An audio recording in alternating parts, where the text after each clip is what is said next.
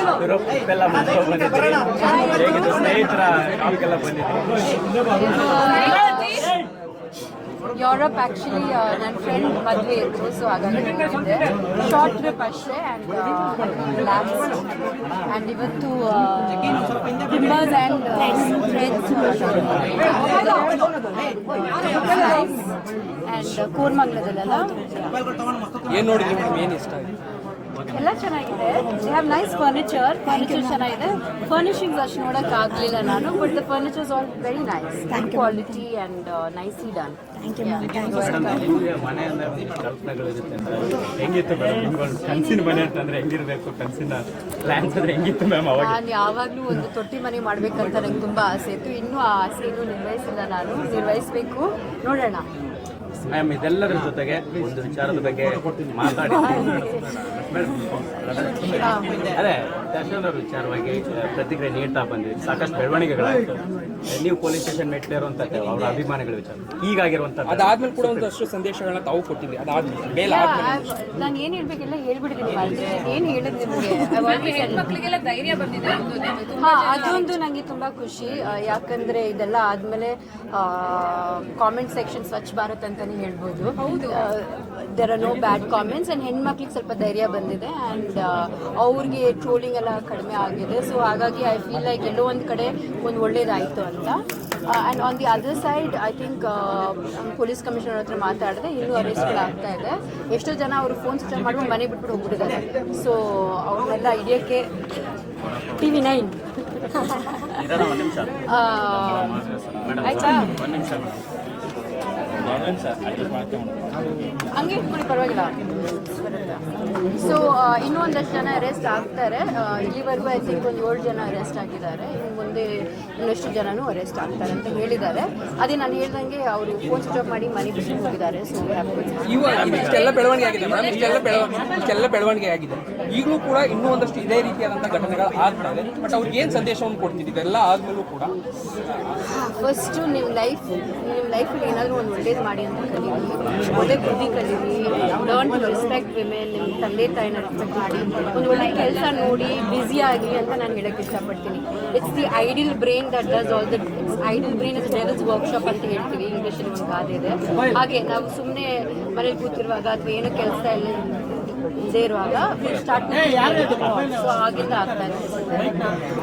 Okay, ಸ್ವಾಮಿ ಸಾವಿಗೆ ನ್ಯಾಯ ಸಿಗಬೇಕು ಅನ್ನೋದು ನಿಮ್ಮ ಆಸೆ ಆಗಿತ್ತು.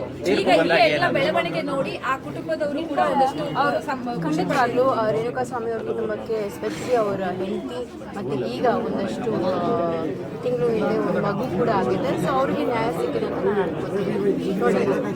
ಮೇಡಮ್ ನಿನ್ನೆ ಒಂದು ನಿಮ್ಮ ಆಡಿಯೋ ಅದು ಏನ್ ಕ್ಲಾರಿಟಿ ಆಕ್ಚುಲಿ ಯಾವಾಗಿಂದು? ಅಂದ್ರೆ ಈಗ ಅವತ್ತು ದರ್ಶನ್ ಅವರ ವಿಚಾರವಾಗಿ ಮಾತಾಡ್ತೀರಿ, ಸ್ನೇಹದ ವಿಚಾರವಾಗಿ ಮಾತಾಡಿ.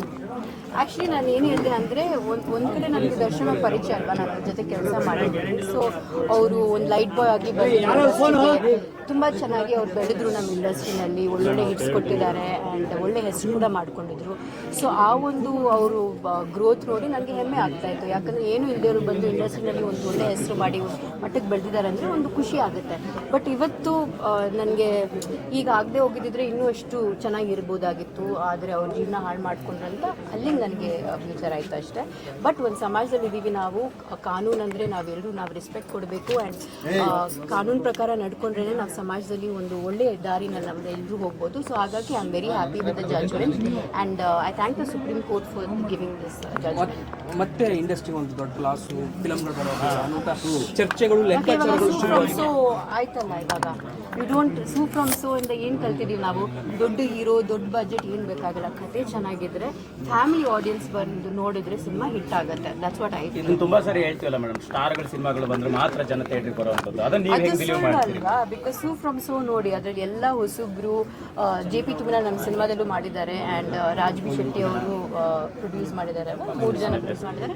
ಸೊ ಅದರಿಂದ ನಾವು ಎಷ್ಟೋ ಕಲಿಬೋದು. ಯಾಕಂದರೆ ಬಿಗ್ ಬಜೆಟ್ ಬೇಕಾಗಿಲ್ಲ, ದೊಡ್ಡ ಹೀರೋಸು ಬೇಕಾಗಿಲ್ಲ, ಕತೆ ಚೆನ್ನಾಗಿದ್ರೆ ಜನ ಹೋಗಿ ಸಿನಿಮಾ ನೋಡ್ತಾರೆ. ಮೇಡಮ್ ಇನ್ನೊಂದೀಗ ಈ ಡೆವಿಲ್ ಸಿನಿಮಾ ಕೂಡ ಈಗ ಬಿಗ್ ಬಜೆಟ್ ಸಿನಿಮಾ, ಪ್ರೊಡ್ಯೂಸರ್ ದುಡ್ಡು ಹಾಕಿರ್ತಾರೆ, ಒಬ್ಬ ನಟ ಈಗ ಜೈಲ್ಗೆ ಹೋಗಿರುತ್ತೆ, ಸಿನಿಮಾಗೆ ಇಂಪ್ಯಾಕ್ಟ್ ಆಗುತ್ತೆ, ಸಿನಿಮಾಗೆ ಇದರಿಂದ ಪ್ರೊಡ್ಯೂಸರ್ಗೆ ನಷ್ಟ ಆಗುತ್ತೆ ಅನ್ನೋ ಒಂದು ಆ್ಯಂಗಲ್ ಕೂಡ ಚರ್ಚೆ.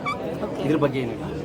ಅದು ಸರ್ಕಮ್ಸ್ಟ್ಯಾನ್ಷಿಯಲ್ ಅಲ್ವಪ್ಪ, ಅದ್ರ ಬಗ್ಗೆ ನಾವು ಏನು ಹೇಳೋಕ್ಕಾಗುತ್ತೆ. ಅದಾಗಿರೋದಾಗಿದೆ ಆ್ಯಂಡ್ ಸುಪ್ರೀಂ ಕೋರ್ಟ್ ಜಜ್ಮೆಂಟ್ ಕೊಡಲೇಬೇಕು. ಸಿನಿಮಾನೇ ಮುಖ್ಯ ಅಂತ ಅಲ್ಲ, ಸಮಾಜದ ಬಗ್ಗೆ ನಾವು ಯೋಚನೆ ಮಾಡಬೇಕು. That is important. ಮೇಡಮ್, ಒಂದು ಸೋಷಿಯಲ್ ಮೀಡಿಯಾದ ಅತಿರೇಕದ ಬಗ್ಗೆ ನೀವು ಕಂಪ್ಲೇಂಟ್ ಕೊಟ್ಟಿದೆ. ಇವತ್ತು ದರ್ಶನ್ ಅವರ ಸೋಷಿಯಲ್ ಮೀಡಿಯಾ ಅಂದ್ರೆ ಅಭಿಮಾನಿಗಳಿಗೆ ಸೋಷಿಯಲ್ ಮೀಡಿಯಾ ಅನ್ನೋದು ಎಷ್ಟು ಇಂಪಾರ್ಟೆಂಟ್ ಆಗುತ್ತೆ ಅನ್ನೋದು ಕನೆಕ್ಟ್ ಆಗೋಕ್ಕೆ ವಿಜಯಲಕ್ಷ್ಮಿ ಅವರು ಅವರ ಸೋಷಿಯಲ್ ಮೀಡಿಯಾನ ಹ್ಯಾಂಡಲ್ ಮಾಡ್ತೀನಿ, ನಿಮ್ಮ ಥ್ರೂ ಕನೆಕ್ಟ್ ಆಗ್ತೀನಿ ಅಂತ ಅಭಿಮಾನಿಗಳು ಹೇಳ್ತಾ ಇದ್ದಾರೆ. ಇದನ್ನು ನೀವು ಹೆಂಗೆ ತಗೊಳ್ತೀರಿ ಅಂತ? ದರ್ಶನ್ ಅವರ ಸೋಷಿಯಲ್ ಮೀಡಿಯಾನ ವಿಜಯಲಕ್ಷ್ಮಿ ಅವರು ಕನೆಕ್ಟ್ ಆಗಿ ಅವ್ರು ಹ್ಯಾಂಡಲ್ ಮಾಡ್ತಾ ಅಭಿಮಾನಿಗಳಿಗೆ ನಾನು ಕನೆಕ್ಟ್ ಆಗ್ತೀನಿ ಅನ್ನೋಂಥ ಒಂದು ಬೇರೆ ಥರದ ಬೆಳವಣಿಗೆ. ಅರ್ಥ ಆಗಲಿಲ್ಲ ನನಗೆ. ಮ್ಯಾಮ್, ವಿಜಯಲಕ್ಷ್ಮಿ ಅವರು ಇನ್ ಮುಂದೆ ದರ್ಶನ್ ಅವರ ಸೋಷಿಯಲ್ ಮೀಡಿಯಾನ ಹ್ಯಾಂಡಲ್ ಮಾಡ್ತೀನಿ ಅಂತ ಹೇಳಿ ಅಭಿಮಾನಿಗಳಿಗೆ ಸಂದೇಶ ಸಾರಿದ್ದಾರೆ. ಅದ್ರ ಬಗ್ಗೆ ನಿಮ್ಗೆ ಏನ್ ಅನ್ಸುತ್ತೆ? ಓ, ದಟ್ಸ್ ಗುಡ್. ಅವರು ಒಂದು ಹೆಣ್ಣಲ್ವಾ, ಸೊ ಅವ್ರಿಗೆ ಅರ್ಥ ಆಗತ್ತೆ ಈ ಥರದಿಂದ ಏನೇನಾಗುತ್ತೆ ಅಂತ. ಆ ಥರ ಮಾಡಬಾರ್ದು ಅಂತ ಐ ಹೋಪ್ ದಟ್ ವಿಜಯಲಕ್ಷ್ಮಿ ಅವರು ದರ್ಶನ್ ಫ್ಯಾನ್ಸ್ ಅವ್ರು ಏನು ಒಳ್ಳೆ ರೀತಿಯಲ್ಲಿ ಒಳ್ಳೆ ದಾರಿನಲ್ಲಿ ಕರ್ಕೊಂಡು ಹೋಗ್ಲಿ ಅಂತ ನಾನು I be very happy which is going to be ಅಂದ್ರೆ ಇದೊಂದು ಅವಕಾಶ ಅನ್ಸುತ್ತೆ ಮೇಡಮ್, ಅಭಿಮಾನಿಗಳಿಗೆ ಒಂದು ಮಹಿಳೆಯರಿಗೆ ಆಗ್ತಾ ಇರುವಂತಹ ಸಮಸ್ಯೆಗಳನ್ನ ಅವ್ರ ಹೇಳುವಂತ ಬಗೆಹರಿಸಿದ್ರೆ ಒಳ್ಳೇದಲ್ವಾ? ಐ ಥಿಂಕ್ ವಿಜಯಲಕ್ಷ್ಮಿ ಅದನ್ನ ನೋಡ್ಕೊಂಡ್ರೆ I think it's a good thing. I hope she does it. Yeah, okay, thank you.